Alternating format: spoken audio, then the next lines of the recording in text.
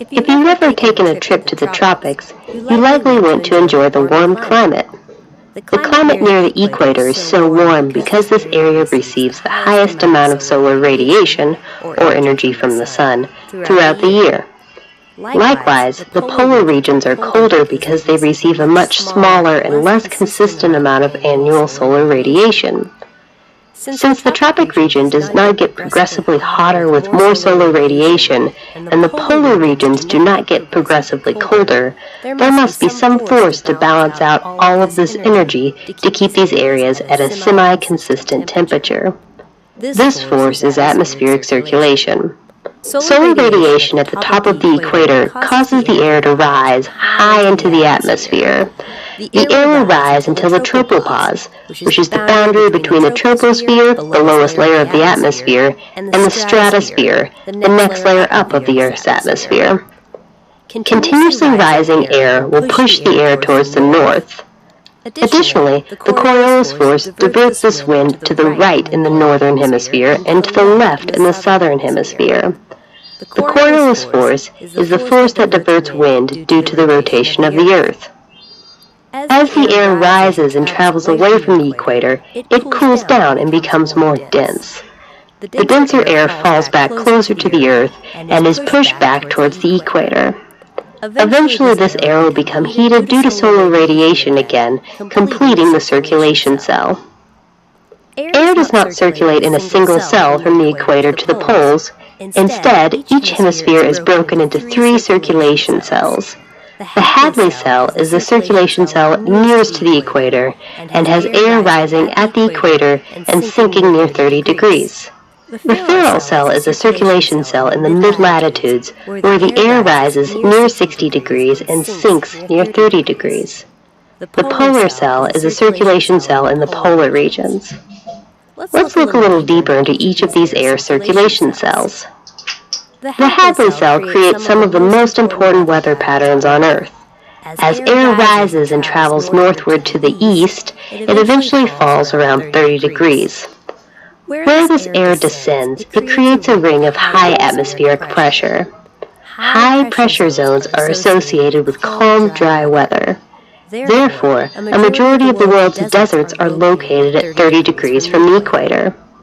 After the air in the Hadley cells falls back to Earth, it travels close to the surface of the Earth in a northeasterly direction or from northeast to southwest. These northeasterly winds generated by the Hadley cell are called the trade winds. It is important to note at this point that I have been discussing air circulation in the northern hemisphere. In the southern hemisphere, the circulation patterns are opposite because the Coriolis force pushes air in the opposite direction. The Hadley cell in the southern hemisphere rises at the equator and sinks at 30 degrees south.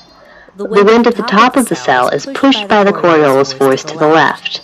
The air along the surface of the Earth travels back to the equator in a southeasterly direction or towards the northwest.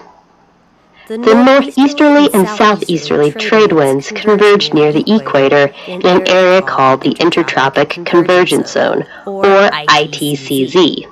The ITCZ is always near the equator, but migrates throughout the year. It can sometimes be seen on satellite images as a string of clouds near the equator. The convergence of the trade winds from the northern and southern hemispheres creates some of the most consistent and widespread thunderstorms on Earth. At the ends of the Earth, the polar cells move in the same direction as the Hadley cells. Air rises near 60 degrees, creating a low-pressure zone, and falls near the poles, creating a high-pressure zone. Just as with the Hadley cells, the air is deflected by the Coriolis force.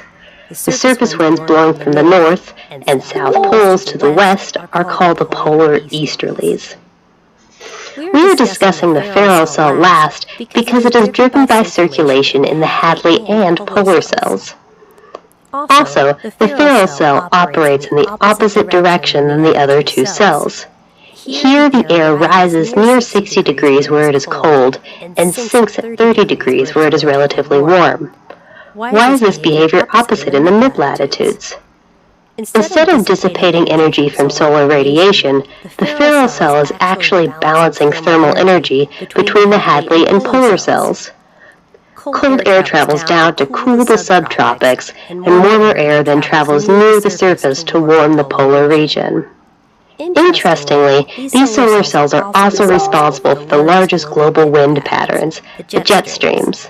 The jet streams are high-altitude strong winds associated with the downwelling of the Hadley cell near 30 degrees and the upwelling of the Ferrel cell at 60 degrees. These winds are heavily influenced by the Coriolis effect and the rotation of the Earth, so they flow from west to east. You've likely heard the jet streams discussed in the context of plane flights. If you fly from the west coast of the U.S. to Asia, you'll notice that it takes a lot longer to fly to Asia than it takes to fly back to the U.S. That is because when you are flying from Asia back east to the U.S., you can catch the jet stream, which can cut down your flight time by a couple of hours. Let's review. Air circulates in the Earth due to energy variations from incoming solar radiation. At the equator, air heats up and rises. This air is pushed away from the equator and falls back to the Earth once it cools and becomes more dense. There are 3 circulation cells in each hemisphere. The circulation cell closest to the equator is known as the Hadley cell. Surface winds in the Hadley cell, where the air is traveling back toward the equator, are known as the trade winds. The stormy region where the trade winds converge is the intertropical convergence zone, or ITCZ. The circulation cells near the poles are the polar cells and occur where air rises near 60 degrees and sinks near the poles. The mid-latitude circulation cell is the Ferrel cell. The Ferrel cell has the opposite motion to the other 2 cells because it is equalizing the uneven temperatures between the equator and the poles. Cooler air rises near 60 degrees and falls down near the subtropics.